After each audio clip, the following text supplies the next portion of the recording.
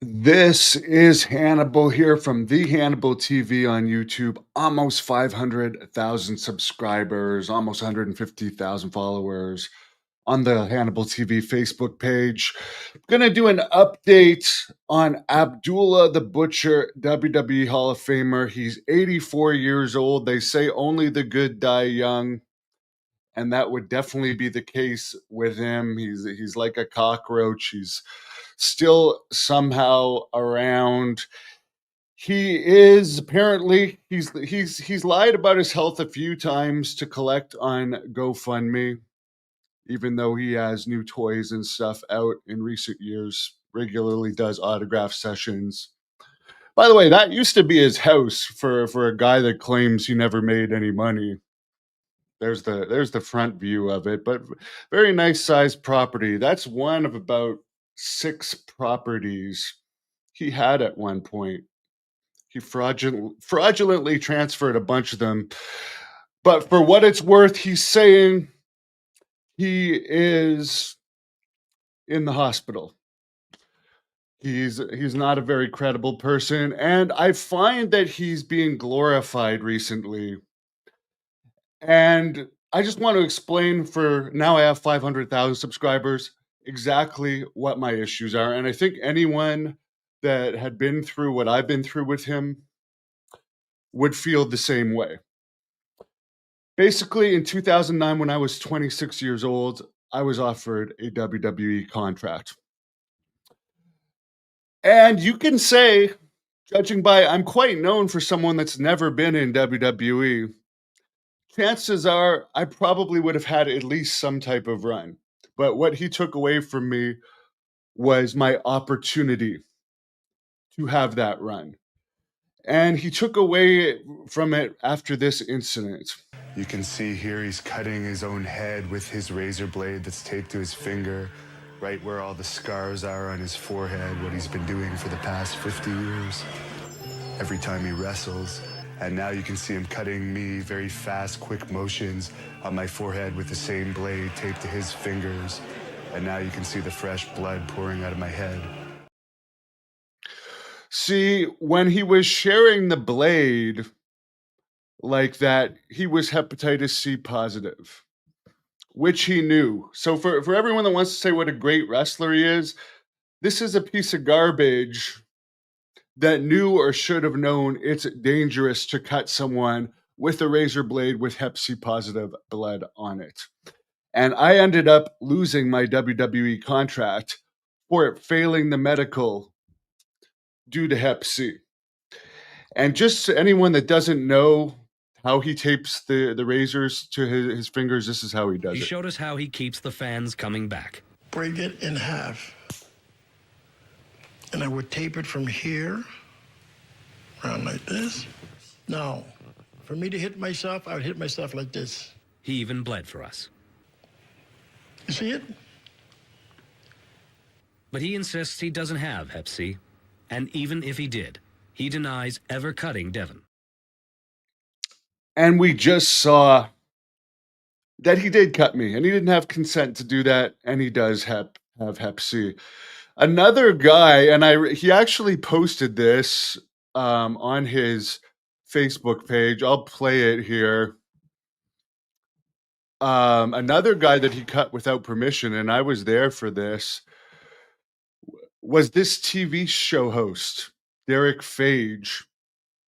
And I thought this was interesting because he actually, this was not planned, by the way. This was not planned at all, and he actually ruined the rest of the show for them.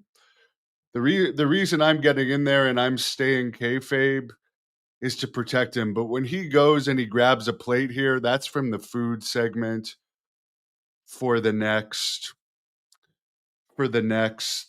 segment that they had planned. That was not planned at all. To smash a plate over a guy's head was not planned. And if you want to talk about lies here, take a look at what he says.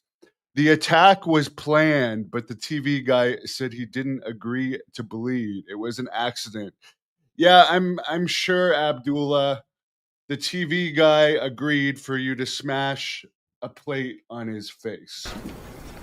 Yeah, Abdullah came on the show. I didn't give him permission to cut me. As far as the legalities go, my legal department won't let me say much else other than the fact that I didn't have to be hospitalized, but he certainly surprised me on the show with what he did. And the only other thing is we wanted him to replace my suit, and we tried to contact his people and never heard back. But that's all I can really say about the incident. So he goes on a show, smashes the plate on a guy's head, ruins the suit, and doesn't pay for the suit. What a great guy he is. And by the way, he loves to deny that he has health conditions. Obviously, you don't have it, but with your style and stuff like that, were you ever scared of like HIV and stuff like that? No, No, because guys who you worked with, you knew. you know. Again, his blood was not clean. This guy hid that he had a disease. And not only did he keep wrestling, but he assaulted people with blades that had his blood on it. And how does this guy do his first aid after matches? I mean, he doesn't even have any rubbing alcohol here. He sits in the back, just lets it bleed out, has napkins on his head. I mean, you do accept a risk to bleed with someone in the ring. You don't accept the risk of, hey, I'm going to go in the ring with you, and I know I have a disease, and I'm going to cut you. And I'm not going to tell you I have a disease, and you're not going to give me permission to cut you. That's the kind of scumbag he is. And the people that love me or hate me, he never wrestled again once I outed him about having the disease. And why does no one else come out about having it? Well, there's other wrestlers that have come out about having Hep C, guys like Billy Graham, Jacques Rougeau, Billy Jack Haynes, Ivan Koloff died from it, Bobby Jaggers died from it. Other wrestlers, Terry Funk's admitted to having some type of hepatitis at some point, didn't say what type. And stuff has become curable over the years. Hep C became a lot more curable, but when I went through it, my first treatment didn't work, and my second treatment cost me $80,000. So it was quite an ordeal, and I did never get another chance at WWE, as you all know. And no matter what you think, they thought I was good enough to get a contract. And Pat Patterson told me himself from the camp I was hired at that he thought I was the best in the camp and the best heel I've seen in a long time. And actually, Gerald Briscoe, once I was cured in 2016, tried to get me hired again after I did a match in front of him and Jim Ross, but they looked at me as damaged goods at that point. But I just want to say, I don't think anyone should glorify this guy. Anyone that has a disease and puts people's health at risk, by whether you're smart or not, you should know that sharing a blade is like sharing a needle. It's dangerous. That's why you throw needles out after you get a needle at the doctor. They don't share them. What did I use? And the thing that ultimately beat it for me was a triple therapy that cost $80,000 of interferon, ribavirin, and Incivec. There's a lot better treatments out there now. He did a lot of unethical things, and he assaulted a lot of people.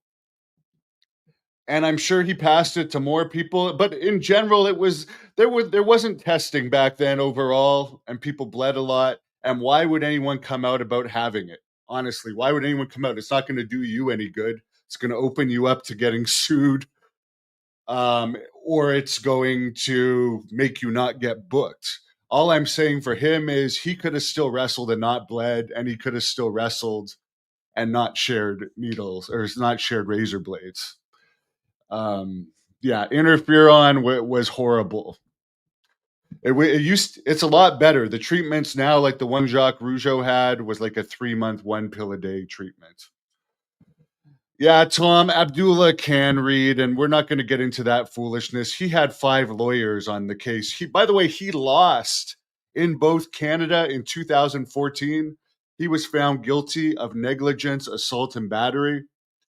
That judgment was upheld in 2016 in Fulton County, Georgia, where he did testify in Fulton County, by the way. And as I said, through this whole thing, he's had 5 lawyers.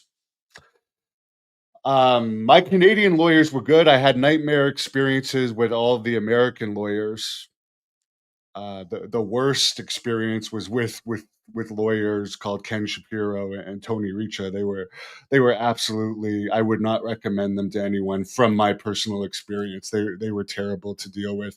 But I did win in both Canada and the U.S. It was through a lawyer called Douglas Brooks that I won in the U.S. from.